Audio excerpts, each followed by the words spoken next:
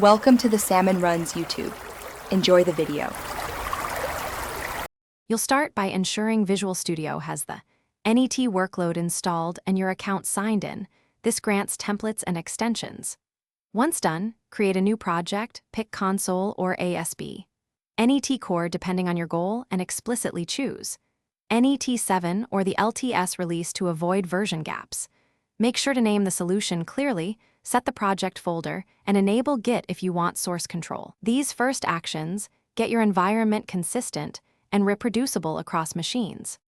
You will now configure the project and verify dependencies, restore NuGet packages, and inspect the csproj for target framework and nullable settings. Next, set up launch profiles in launch settings. JSON so you can run IIS Express and a direct Kestrel profile. This simplifies testing across environments. Once configured, add breakpoints and use Start Debugging, F5, to step through code, or run without debugging, Control plus F5, to test behavior quickly. Make sure to watch the output and error list windows for hints. Finish by publishing and validating the build. Choose folder, Docker, or Azure Publish target, set configuration to release, and pick the intended runtime. After publish, run the produced artifacts or container locally to confirm behavior and performance.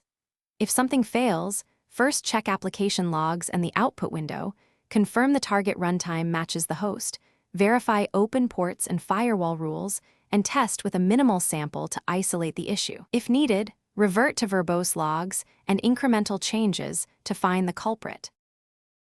Thanks for watching. Consider subscribing if we helped you.